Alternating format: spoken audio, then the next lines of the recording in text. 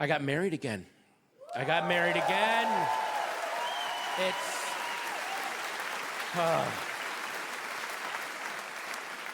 Not to bum you guys out, but I was very, very resigned to living in the gray. I was, after what I went through a couple years ago, I was just I'm going to live in the gray, and I'm just going to raise my daughter alone and try to focus all the joy and adventure in life on her and give her that life. And I will merely exist. I'm not going to hit joy again, but that's fine. I can still exist. That's okay. And then I met this poem of a woman who relit the sky, and I just said, I'm going to run at love again.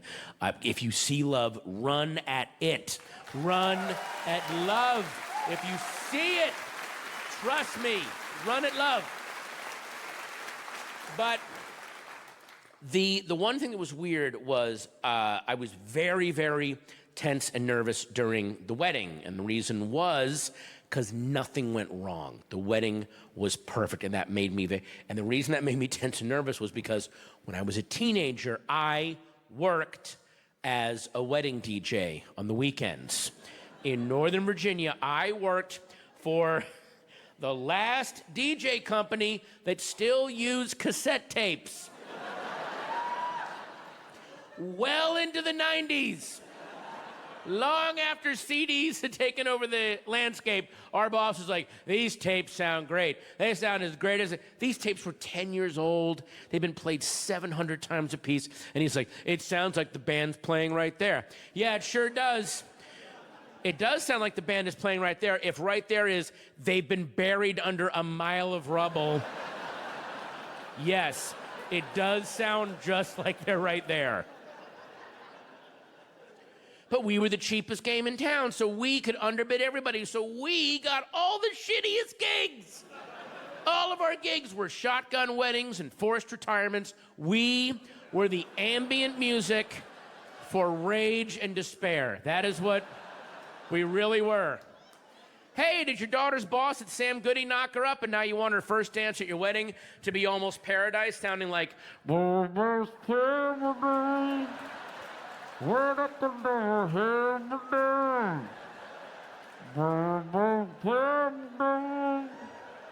How come the love bomb?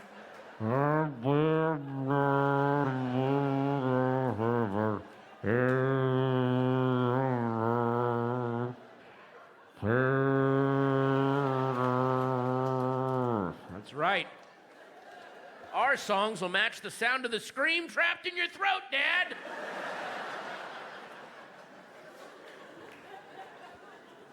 So every weekend was just this parade of horrors. And the other DJs I worked with, these guys in their 30s and 40s who were trying to justify the cul-de-sac that their life was, would lay their bullshit justifications on me, the dipshit teenager in the Chess King suit. That they would dump it all on me. And they would say shit like, you know, Patton, a little bit of DJ wisdom, a little bit of DJ lore. You might not know this, but if something goes wrong at the wedding, it means that marriage is solid. A little bit of DJ lore. You might not know that. So when you think about it, we're kind of doing a beautiful thing here.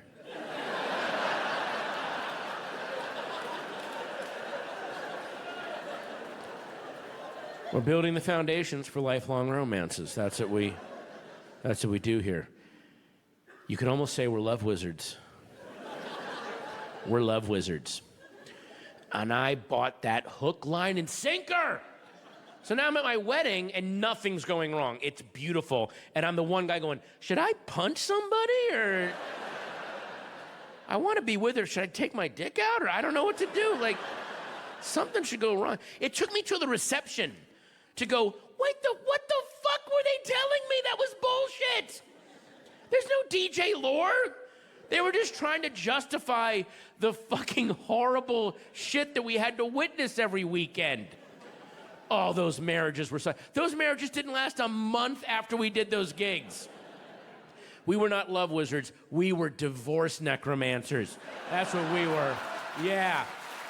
We brought fucking acrimony and separation everywhere we went. Oh, the shit I saw at those gigs.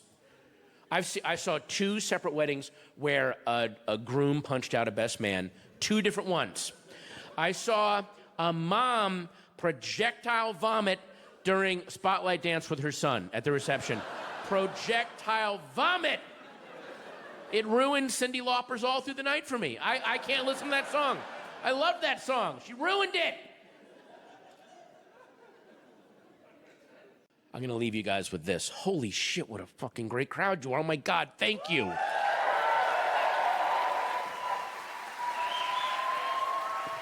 Thanks, guys. So, I still travel sometimes on the weekends to do stand-up. I love doing this. But I'm torn because I also love hanging out with my daughter. She's 10. She's awesome. I want to have as many daddy-daughter days as I can before she's a teenager and is like, your music sucks. So I want to hang out with her. And I was home a few weekends ago, and I was like, hey, I'm going to be home tomorrow. When you wake up, it's daddy-daughter day. You call the day. Anything you want, we're going to do. Daddy-daughter day. So next morning, she wakes me, Daddy, it's daddy-daughter day. I go, what do you want to do? She goes, let's make breakfast. I made her breakfast. I go, what do you want to do now? She goes, I want to go on the trampoline. Boom, we went on the trampoline. And what do you want to do now? I want to do a jigsaw puzzle. We did a jigsaw puzzle. What do you want to do now? She goes, I want to read Harry Potter. We read a chapter of Harry Potter. Now it's getting to be near noon. And I go, are you hungry? Do you want some lunch? She goes, yeah, I want some lunch. I said, how about we go out to lunch? She went, oh my God. I said, where do you want to go? And she immediately said, Denny's! Because Denny's is a destination restaurant when you're 10 years old. Kids love Denny's. Now, hang on, stop. I know a lot of you are going, oh, he's going to make fun of Denny's now for 10 minutes. Denny's is not the problem in this bit, all right? I love Denny's. Denny's knows who they are. They know the space they take up in the universe. They are more self-actualized than any of us will ever be. They know what they are. I am the problem in this bit. Because I'm about to make a huge fuck up. See if you can catch it. My daughter and I are driving to Denny's. I go, sweetie, we'll go to Denny's, we'll pop in, we'll grab some lunch, we'll pop back out, we'll go play basketball at Beaman Park. Oh, did you catch my fuck up? You do not pop into Denny's, grab food, and then pop back out because you have someplace to be. Denny's is where you end up. After a series of bad decisions and catastrophic twists of fate. That's why Denny's is there. And the whole operating procedure of Denny's fits that event. You walk into Denny's, hostess meets you, no words are exchanged. She takes you to your booth, leaves you a glass of ice water. Because this could be day 3. Gotta hydrate. She walks away for 20 minutes, leaves you alone. You appreciate that 20 minutes. You're sitting there going, okay, well, I'm not being chased right now, so let's go through this. How many moves do I have left? Oh my God, how did you fuck this up? Oh my God. 20 minutes later, she comes back with a cup of coffee. You didn't order it. She knows you need it. Because you're hydrated, now it's time to caffeinate and plan your revenge.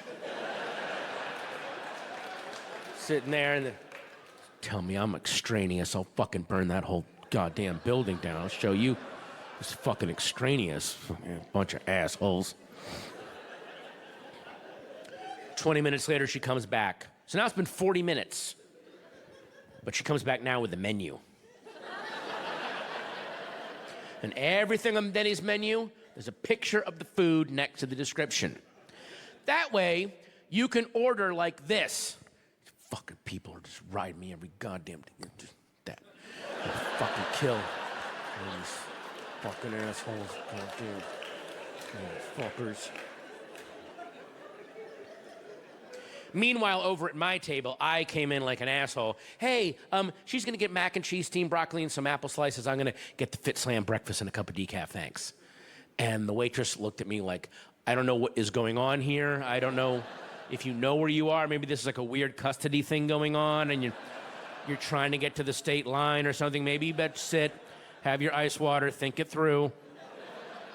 You'll appreciate it later. Everyone we've ever served quickly goes down in a hail of bullets. Just take time, think this shit through, all right?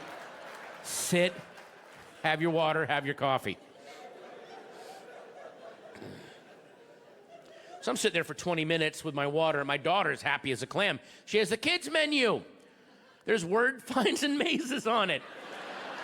She's having a lot of fun. And I had time to look at the kids' menu and see that even the kids' menu is all about preparing kids for that desperate 3 a.m., no sleep for a week, Nick Cave murder song life that we're all heading